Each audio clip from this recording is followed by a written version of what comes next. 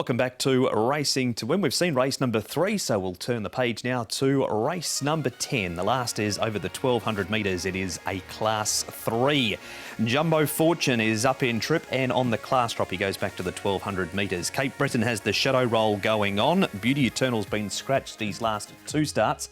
He got loosed when getting onto the track last time out. Science Patch disappointing when down the track to Dragon's Luck. Magniac was known as final series for Trevor Andrews, was a 3-time winner in WA. Team Spirit's got a wide draw again. Youthful Deals had his last 3 on the all-weather. And California Concord Turf Win was track or distance, but he has gone better at Happy Valley and also the all-weather surface. The speed map here, Nick, and Beauty Eternal. There he is out there. He's going to be the favourite for the last, but he might get some cover 3 wide. Yeah, he might well do. California Concord, the horse that might well give him that that cover, because he's drawn in 13 and he did press forward last time, so he might give a nice lead to the favourite. But he is drawn out there in 12, so he is going to be caught a few horses off the track. Science Patch can go forward. Team Spirit can also go forward. The newcomer could be interesting. Magniac, he might be prominent. He's only a 3-year-old. He's got a visor on, and he won in that 3 times when trained in Australia, and he did race on the pace there, Tom.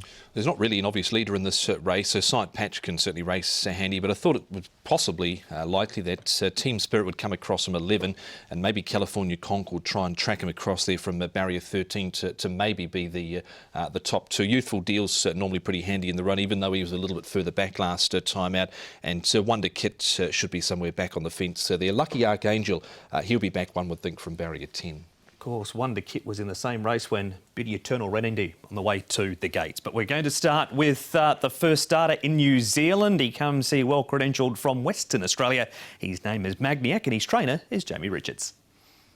Jamie, race 10 on Saturday. You introduce a newcomer to Hong Kong in the shape of Magniac, who's been doing all his winning in Western Australia. What can you tell us about him since you've had him? He's a nice type of horse.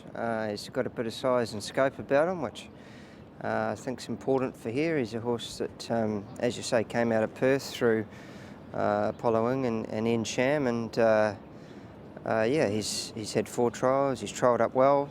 We've been happy with his progress. He's only a young horse. He's still only a 3-year-old, which is difficult when they're kicking off in Class 3 like this as a PP. But yeah, we're happy with him. He's got a good draw. Sylvester's going to ride him, so he's got a few things in his favour. Formerly with Trevor Andrews over in Western Australia. Now, he won those races as a 2-year-old, so he seemingly was quite an early type. Has he given you that impression now into his 3-year-old year? Well, as I say, he's a 3-year-old, but when you see him in the mounting yard, you wouldn't be surprised to say he's a 4-year-old. So he's got a bit of size and scope and strength about him. He's not one of those short little weedy 2-year-olds that come here and don't fire up. I think he's got a bit of upside about him. So it's a starting point. Obviously, PPs don't have a great record first up, but yeah, it's a pretty hot field. It's going to be hard to beat Beauty Eternal, but I think he'll run a nice race, and the more he does, he'll continue to improve. All 6 runs in Australia with a visor. I guess that was just a logical decision to put it on here as well? Yeah, it's sort of hard when you're getting to know a horse and then you're going to run him first up without something that he's used to running with. So we trialled him in it and he trialled up well in it, so we just left it on, yeah. You've got gate number 1 as well. I guess for an introduction that's perhaps a good place to be, or in some cases maybe not. What's your impression of the take on that? Well, he's a leader or outside leader in Perth. He's a front marker, so probably like to see him ridden for a little bit of cover.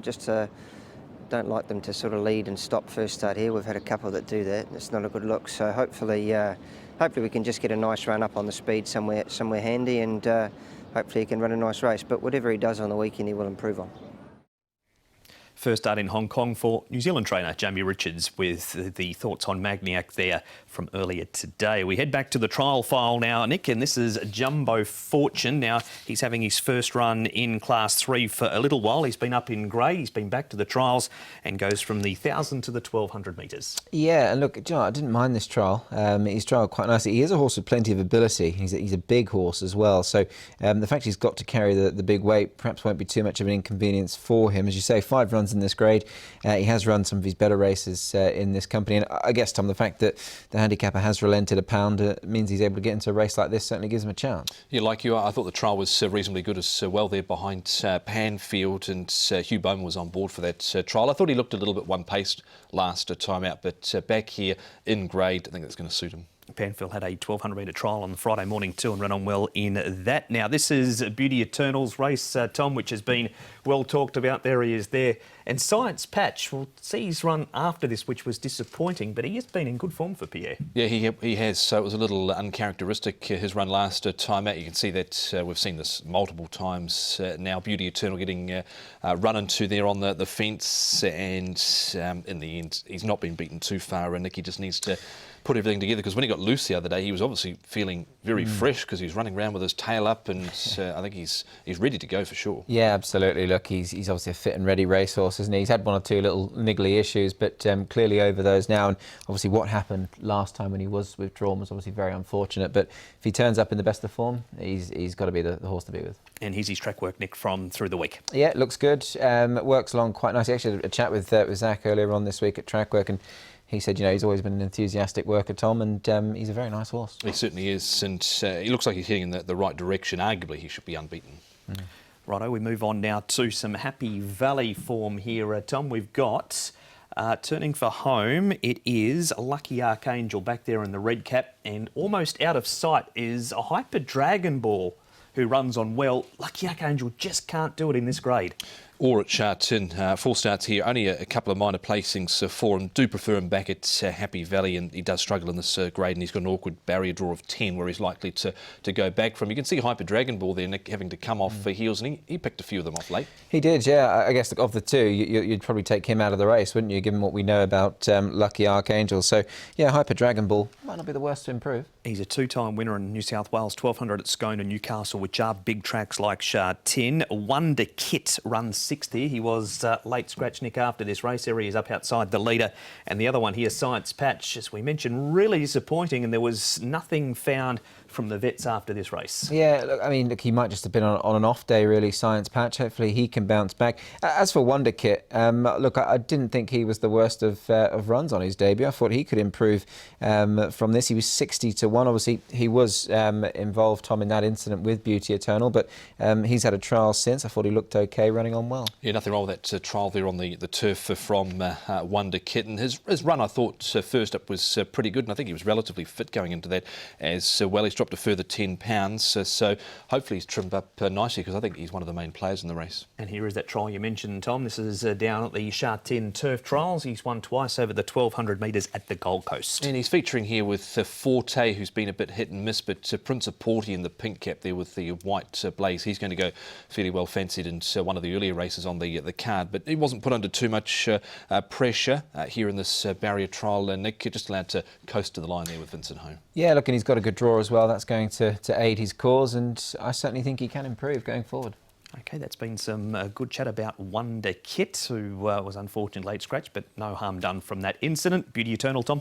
Yeah, he looks the one to beat. Really looking forward to seeing him go round in the final race of the day, Beauty Eternal, for Zach Purton and John Size. Wonder Kit goes in. I think he's the Quinella horse. Jumbo Fortune off that trial and dropping back in grade. I think he's certainly got claims in this race. He wasn't beaten overly far last time out. And we'll give the newcomer a chance. Magniac, the 3-year-old, coming into this first up. He did lead all of the way in a couple of those runs there in Australia, but it looks like they're probably going to try and find some cover here from barrier 1 with the visor remaining on. 4, 10, 1 and 7. Yeah, I'll go the 7. I'll give him a chance here on debut. I just like what he's done at the trials. He's clearly a horse who's fit and ready to go, and we'll put him on top. Beauty Eternal, obviously, does look the one to beat on all known form and price. Jumbo Fortune, I think, can go well, and Wonder Kit, also put him in the numbers to improve. 7, 4, 1 and 10.